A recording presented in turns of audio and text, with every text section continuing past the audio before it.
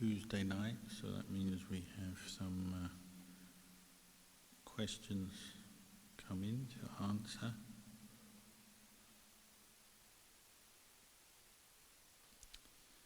So the first question: can you explain the meaning of Mahapavarana Day, please?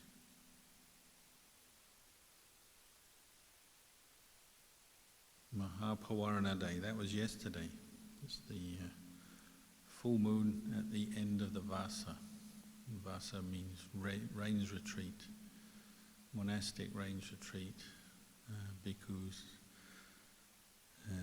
monks and nuns, even laymen, laywomen who practice in monasteries may enter the monastery for a vassa, for a 3-month retreat, and there's various vinaya or monastic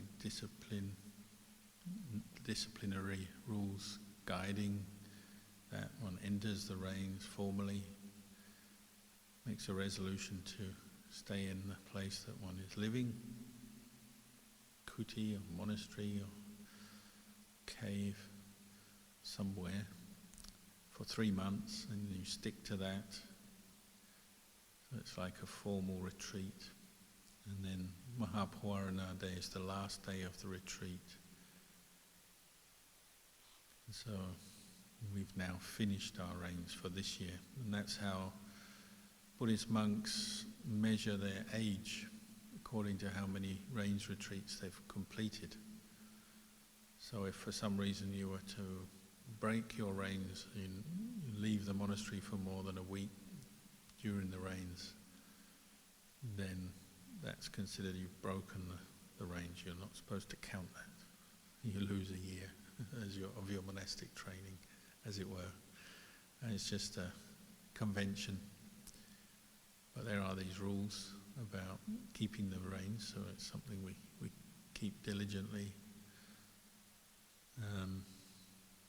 And when monks sit or do things, they sit according to the number of rains that they've kept.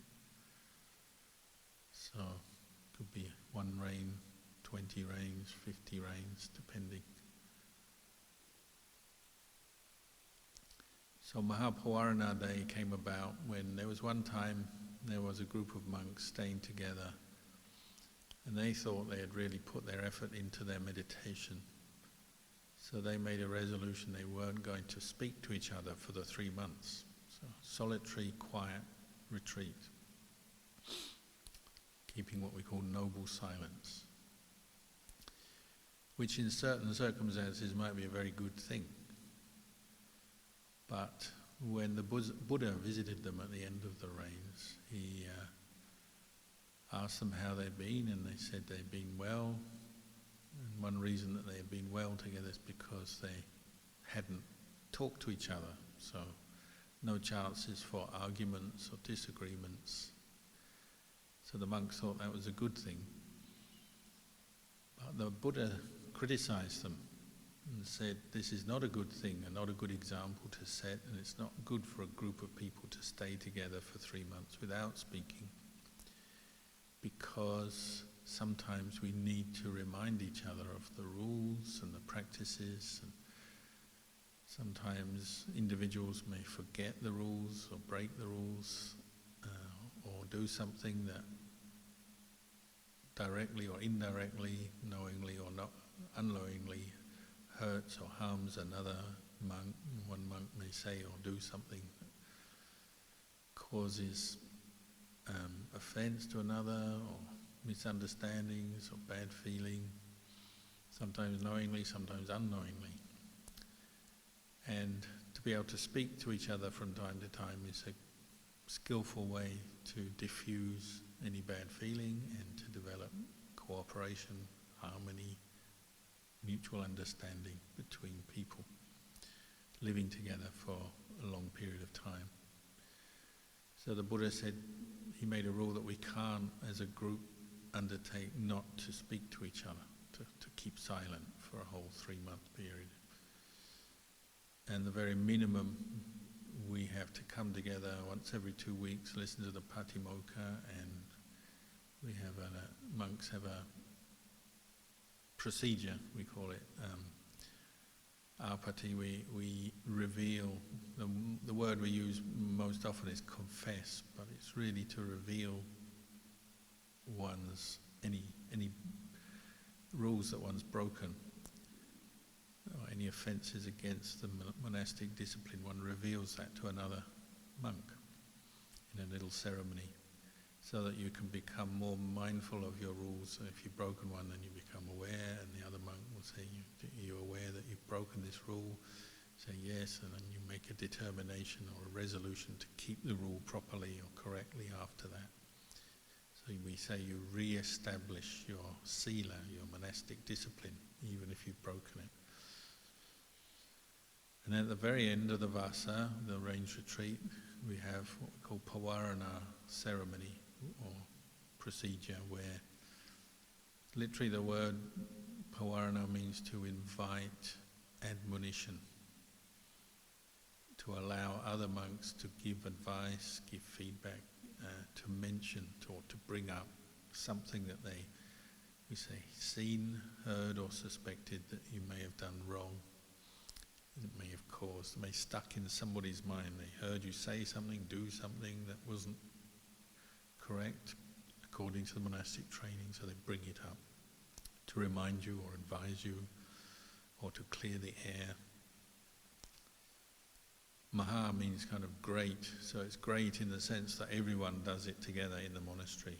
So if there's 5 monks or 50 monks or 500 monks, everyone does this procedure and invites admonition from the other monks.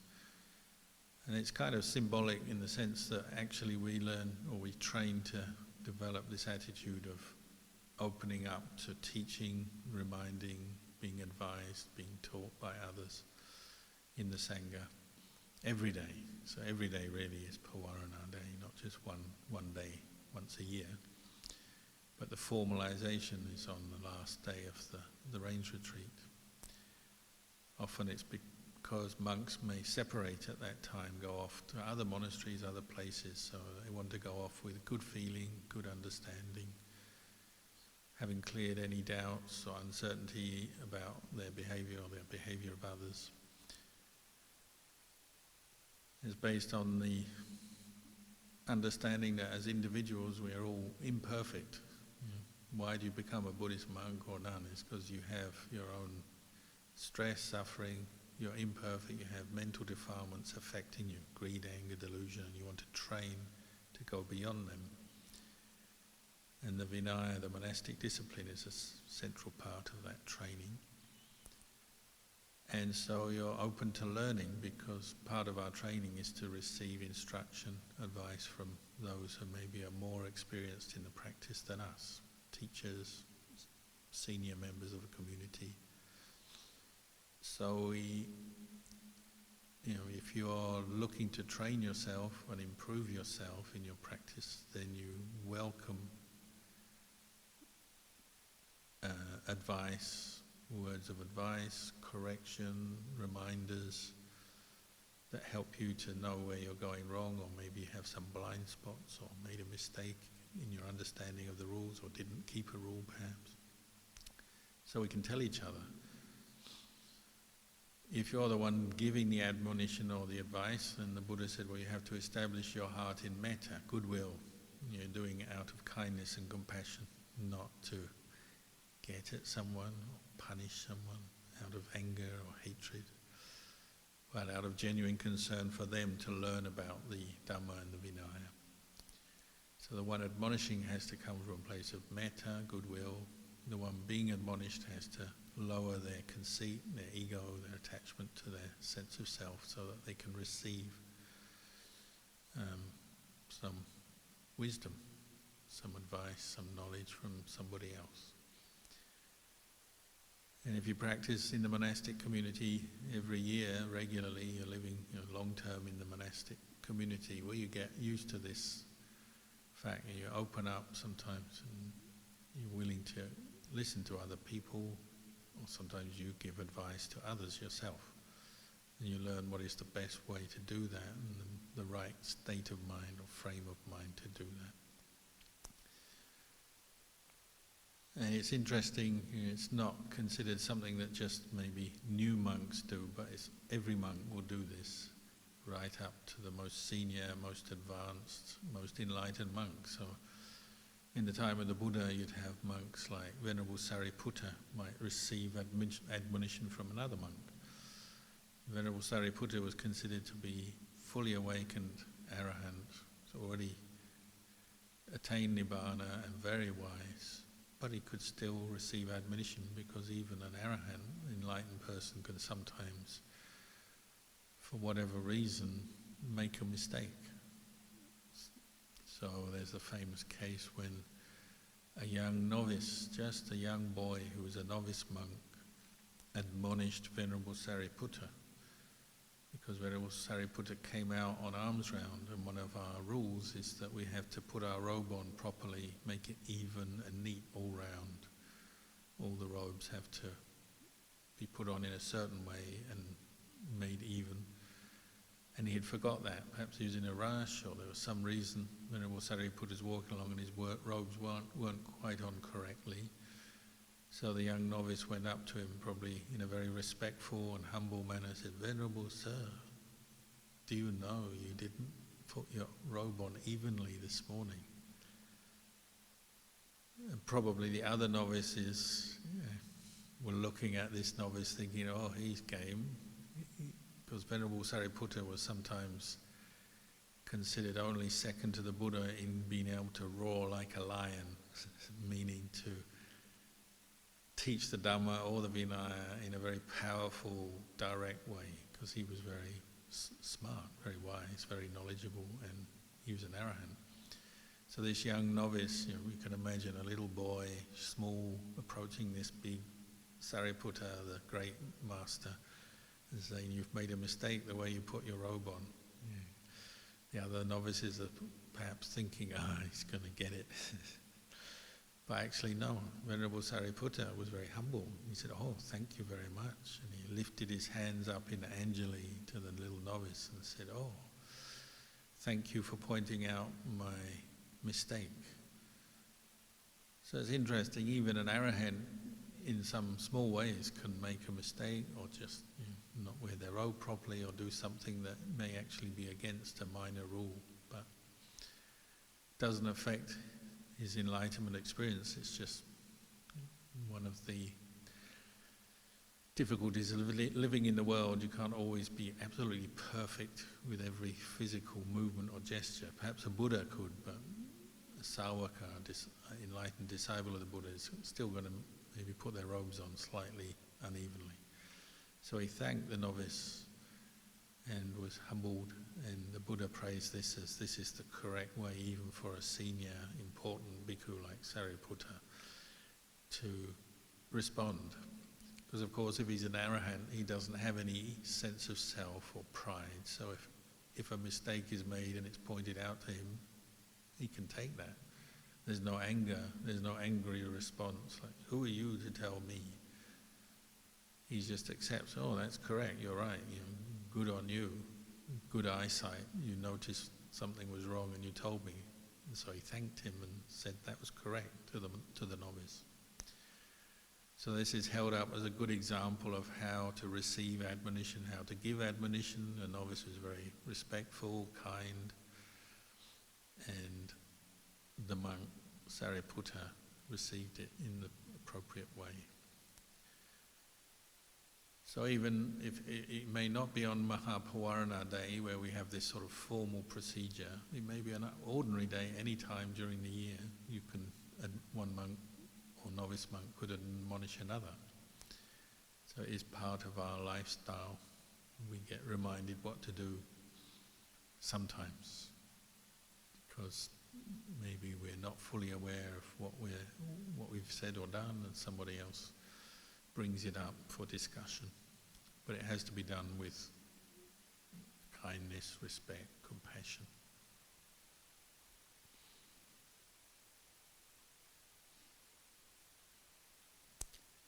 So another question, Ajahn, I feel I am one of the contributing factors for someone else's bad fortune. I don't know what I can do to compensate for this or release this feeling.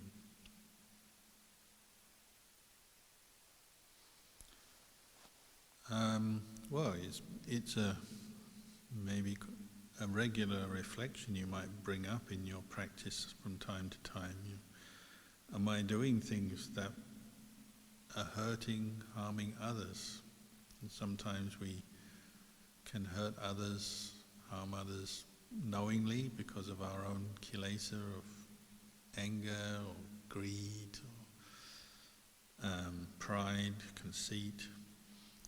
Or occasionally we do it without realizing, and we have to carefully examine in what we've said and done in our relationships with other people, in the family, at work, or in a monastery. And the more mindfulness you practice, the more clear comprehension you bring up, so you're clear in what you're doing, why.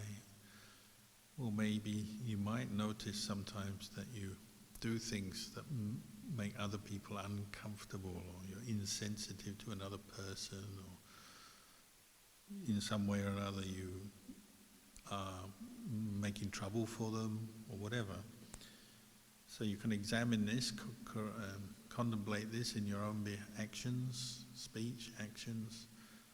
But then, of course, if you have contemplated and you come to the conclusion that you haven't done anything as far as you know, we also then have to reflect that maybe that person's bad fortune is their own resultant karma that they're experiencing from their own actions in the past, coming up, and they're having some problems, whether it's mental suffering or physical suffering or some kind of problems, and it may be nothing to do with you. You're maybe only witnessing it or living with them or working with them, but you're not the cause of their problem, and you have to be clear in that as well. And you shouldn't be blaming yourself if you're blameless. And that's sometimes hard, especially if you have a close connection with someone. Maybe you feel you're at fault. So maybe, I remember one time, there's one lady I knew, she was caring for her father, and he was an invalid, wheelchair bound, and couldn't really look after himself. So she was doing everything for him, and then she was feeding him every day. And one day he choked on his food because he didn't have full muscle control of the swallowing process and everything, and he actually died, choking on his food. And because she had been the one feeding him, she lived with a terrible guilt for many years and was very hard on herself. And I sort of talked to her about this, tried to help her to reflect on it. And obviously her intention was not to harm her father, it was to help her father. It was just unfortunate that the cause of death was choking on food. And sometimes things happen like that, accidents happen, things happen not through any intention of ours, but they just happen. We have to be able to be mindful enough and reflect on something to really understand what's happened, what's gone on, what was the cause, what was the result, and learn. I mean, sometimes we make mistakes as well, but if one's intention was good and one didn't deliberately harm someone, well, we have to be honest there and not take on more, a feeling of guilt or self-hatred, perhaps. That's just one example.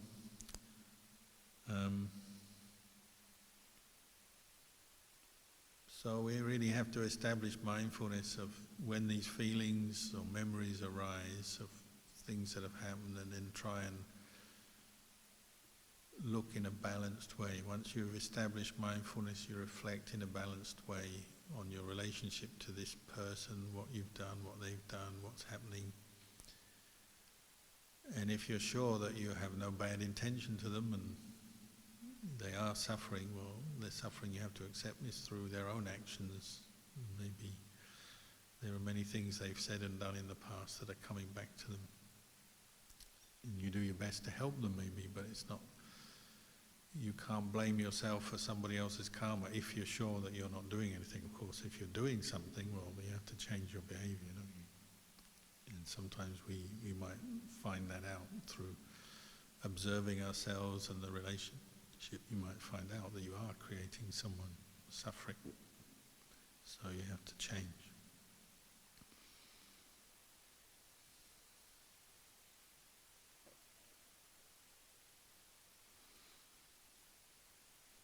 Like another one might be, say, many people, they practice Buddhism and they meditate, they offer dana, keep precepts, sometimes go to monasteries or do retreats. Maybe another family member doesn't agree with what they're doing. Maybe that other family member has no faith in Buddhism or doesn't see any value in what they're doing, so they criticize them and say, oh, our family is suffering, or we don't have enough money, or there's nobody helping in one way or another. You should be helping the family more instead of doing this meditation. But the one doing the meditation or practicing Buddhism doesn't have any intention to harm anyone. They're pursuing something which is actually good for their personal development and ultimately for the benefit of everyone else as well. It's just that one person or group of people don't see the value. So you may, in someone in that situation, you might have to reflect, well, where are my priorities, what are my duties, my responsibilities to myself, to my family? And sometimes we have to divide our time and we do our best to help others if help is needed. But at the same time, if you're not setting out to harm another person, have no intention to harm another person, you've got to be clear on that as well. Just because someone else says you're harming them or someone else doesn't mean to say you are. Maybe they're just trying to make you feel guilty, or they're unhappy in themselves, so they're taking it out on you. You have to really look and examine the situation closely before you come to a conclusion that you're the one causing the trouble. Sometimes you have to be very patient with that until eventually the goodness of what you're doing is seen or recognized, and that can take a long time.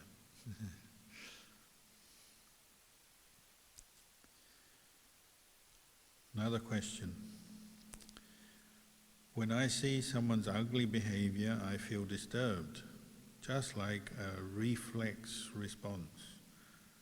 Is developing equanimity the best way to deal with this disturbance? When the reflex waves are created in the mind, is dark karma created also?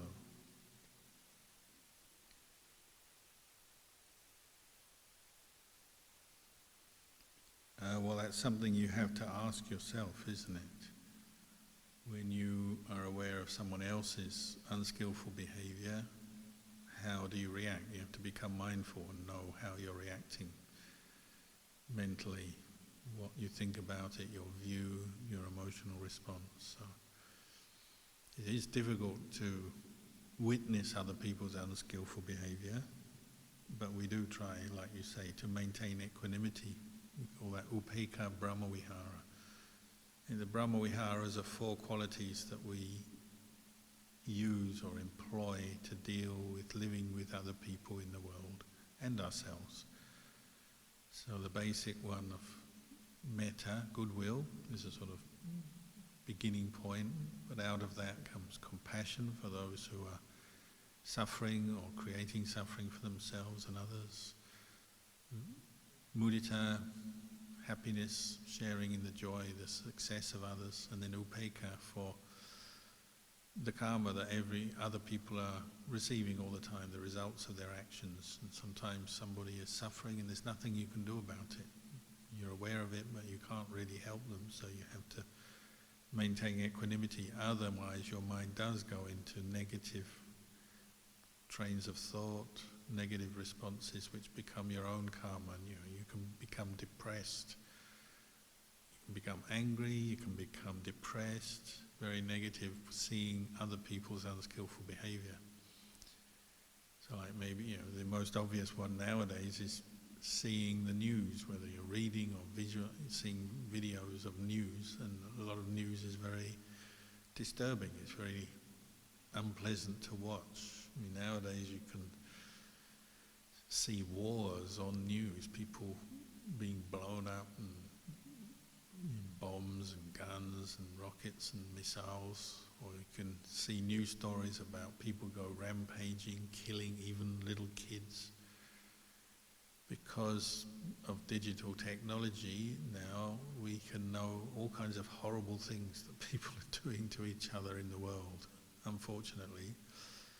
So we have to be very careful not to let it colour our view of the world, of life, and it could be very easy to become anxious, depressed, angry with what one sees or hears about in the news. Or nearer to home, just the people you live with or mix with, sometimes they do unskillful things and it can make you angry. And that's your own negative karma. It's been triggered by seeing or witnessing something someone else has done, but now it's become your negative karma, your anger, your unskillful state of mind, which may lead you to say or do something unskillful as well. So we do have to watch that, and it's tough, but we have to be very resilient and patient with the behavior of others, to maintain mindfulness and reflect on what's going on here. So you see somebody near or far doing or saying something unskillful, you have to be clear, well, that's that person's karma, they're making that karma. You may be aware that it's unskillful, it's not good, it's leading to their suffering, it's leading to other people's suffering. But maybe in that moment, all you can do is just be very patient and maintain what we call upekkha brahmavihara, just the equanimity based on the understanding that everyone is the owner of their karma. Whatever karma they do, for good or for ill, they have to receive the results of that. And maybe there's very little you can do in that situation. So say it's some news item of somebody killing another person or harming another person in some way. You know there's nothing you can do other than wish all parties to learn their lessons and stop acting in those ways and change their ways, but maybe there's nothing you can do practically in that situation. So you have to practice upekkha, equanimity. Or for yourself, maybe sometimes we do our own unskillful things and it's been done. You've made your mistake, you said what you said, you did what you did, and it was unwholesome, and later you realize, but you can't change the past, so you have to practice equanimity towards yourself, and then be patient with whatever karma results come from that. You hurt somebody, or they're angry with you, or you do something that is unskillful, you damages your reputation, or leads to some trouble for yourself or others.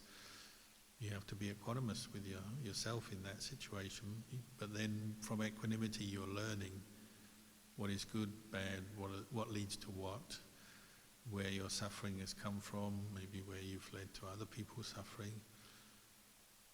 And then the way to remedy that karma is to change.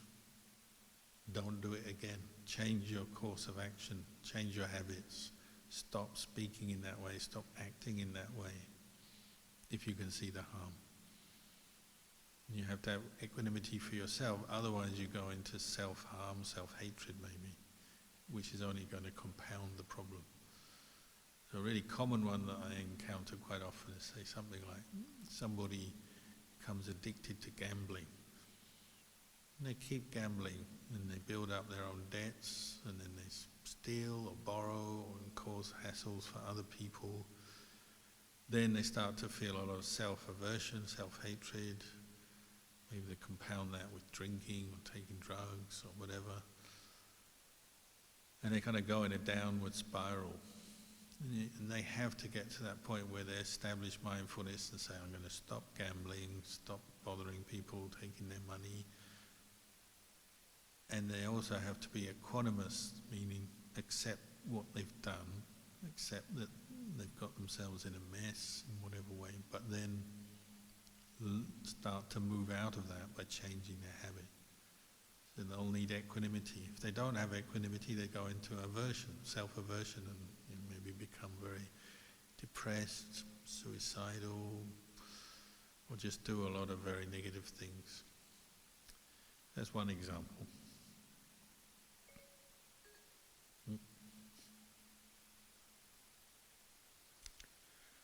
So last question.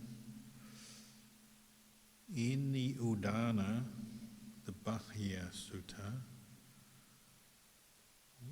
the Buddha told Bahya, what he told Bahya was describing atamayata, it's a Pali term, atamayata, the subjectless and objectless of non-duality, and just being and experiencing.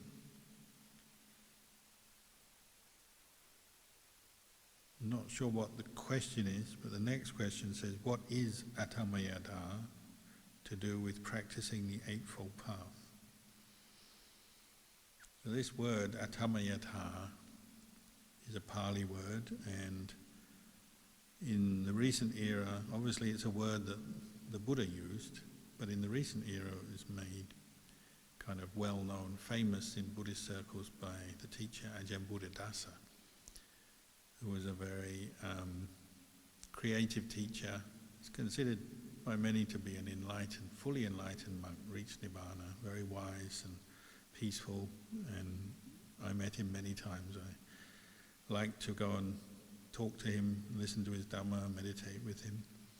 So a very good monk, but he liked to make certain words very kind of, give them a lot of prominence in his teachings, and in the 1980s he picked up atamayata as a kind of catchword, and it literally, he translated it on different levels, like he said the sort of basic level, practical level for the average Buddhist practicing is it's this sense of I'm not going to have anything more to do with you ever again. In Thai, or is it? Ku mai yak yung gap mung ik leo, or something like that, which means like I'm not going to have anything more to do with you again. So it's relinquishment of the highest level. So atamayata is a word that really is synonymous with nibbana, the extinction of greed, anger, delusion, suffering, the deathless, the unconditioned.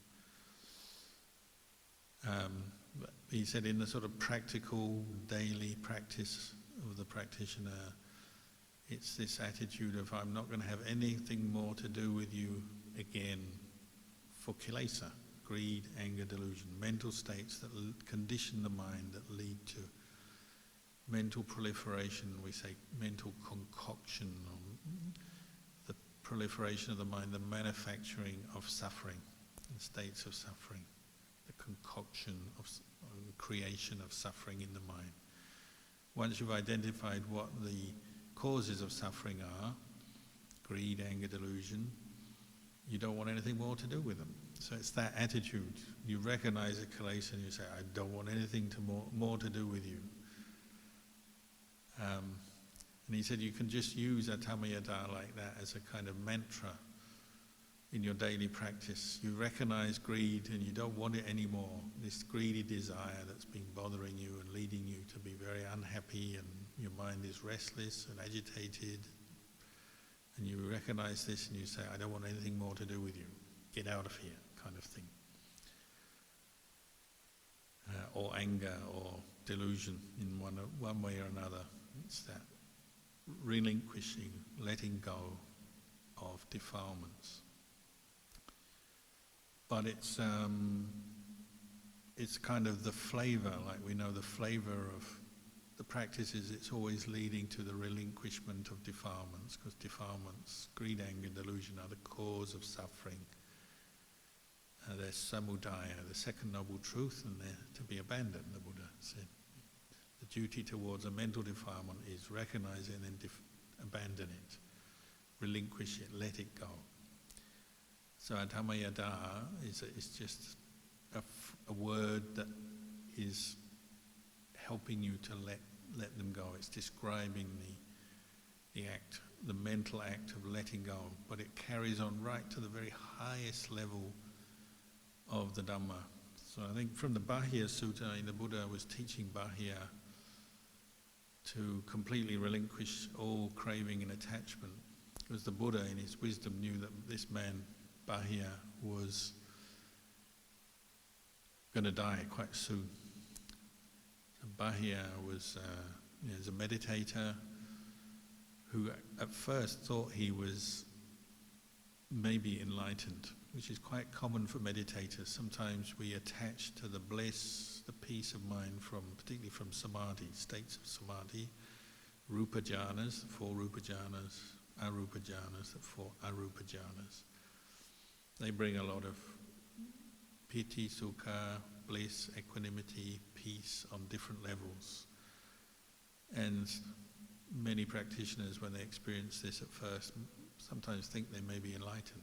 That's the end of their suffering. They're not, but they think it. It's called the desire that arises based on the factors of samadhi, the asata of samadhi. We become attached to the pleasure of the peaceful mind, even though we still have deep down greed, anger and delusion. It's suppressed by samadhi. But because we're enjoying the pleasure of samadhi, we don't go on to contemplate, develop wisdom. So perhaps Bahya was experiencing this. He had attained some samadhi from his meditation, but he thought, maybe I'm enlightened. But he had a good friend, a Dhamma friend, who was actually a deva in a heaven realm. And this deva came down to visit him and said, you need to go and see a good teacher because you're deluded. You think you're enlightened, you're not yet. So that's the value of having good Dhamma friends, whether it's a human or a deva. And he recommended go and see the Samana Gautama, the Buddha. So off he went to see the Buddha.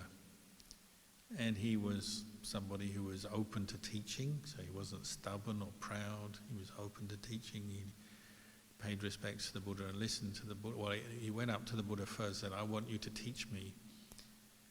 He's a little bit impatient, and the Buddha was going on his arms round, and the Buddha said, this is not the time to teach, I'm collecting food. Give the man a break. The Buddha is working very hard, teaching every day, but he needs to eat. So he said, no, this is not the time. But Bahya was very impetuous. No, you've got to give me a teaching, because I've been told to come to you, you're the best. I want to hear the Dhamma. The Buddha said, second time, no, this is not the right time to teach. Third time he asked, the Buddha said, okay. The compassion of the Buddha is like that. He needs to eat, needs to collect food, but he'll stop and teach this meditator out of compassion. So he teaches Bahya. And as we know later, the Buddha actually was aware Bahya was going to die that very day. So he wanted to teach him the Dhamma because he knew he could realize the Dhamma. So he taught the Bahya Sutta, a very kind of famous sutta where he said, contemplate to see. Seeing is merely seeing. Hearing is merely hearing. So taking the mental defilements out of the experience, the craving, the attachment that's coming from ignorance, taking that out of the experience of hearing, seeing, tasting, touching, smelling, knowing with the mind. A very simple teaching, but very deep and profound, because it's on every level. I said, on the level of one who has attained rupa jhanas, one who's attained arupa jhanas. Seeing is merely seeing, hearing is merely hearing, cognizing with the mind is merely knowing with the mind. And Bahya listened to this and became enlightened. Then he went away, and immediately he was trampled by a mother cow who had a baby. I think like many mother animals, protective of the baby, she got upset seeing this monk walking too close and trampled him and killed him. This is spring, so I was thinking about this morning because we were walking past the moorhens who've got their babies, and if you walk too near the moorhens on our pond, they try to trample you. Luckily they can't trample you to death because they're too small, but it's the same kind of phenomena. So we have to walk, give them a wide berth, give them their space. So anyway, Bahia died, and then the monks asked the Buddha, oh, where was he reborn? He said, well, he was actually fully enlightened, so he reached Nibbana.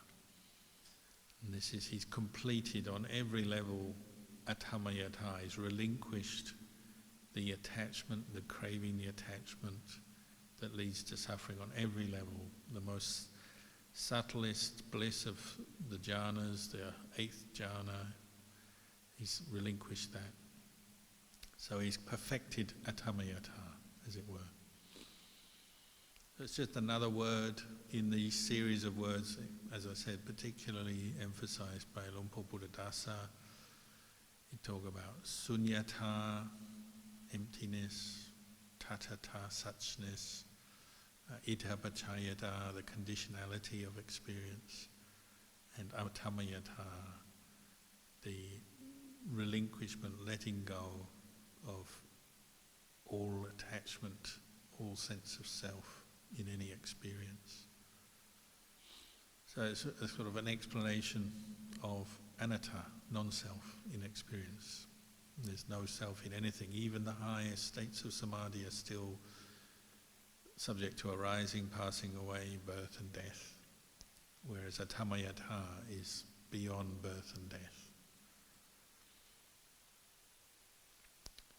So that's the theme of Buddhist practice really, is you're learning to let go, aren't you, on every level. Why do Buddhists practice dana? They may understand incorrectly at first and think, I offer dana, I practice charity, I help people, I support monks and sangha because I want something in return. I want to be happy, or be a good person, or get a heavenly rebirth, or get rich, or become famous, or get what I want. The Buddha didn't teach that, did he? The Buddha taught to practice dana, to let go of your craving and attachment, sense of self. And if you practice dana regularly, you're chipping away, letting go of that sense of self. So you're already practicing atthammayatā on that level, the level of dana. But if you really give something away to someone else, that you're letting go in a very concrete way, you're letting go of attachment, that's atthammayatā. Just as mental relinquishment of attachment to the bliss of samadhi is atthammayatā. So on every level of the practice, we're practicing atthammayatā. So it's something you can become familiar with. And maybe Google it or go on YouTube. You can listen to Ajahn Buddhadasa. I'm sure it's there in English or in Thai, and hear some of the explanations. So that's the last question tonight. We wish you all well with your practice. Keep doing it. It's the end of the rains, but keep on practicing, offering dana, keeping precepts, meditating. Don't give up. Maybe go against the trend and practice more after the rains retreat than in the rains retreat. That would be best of all. Ajahn Chah used to say, in the rains retreat, outside the rains retreat, same to me. He doesn't change his practice. He practices just the same, whatever the time of year. So maybe that's a good example to follow. So we'll leave it there tonight.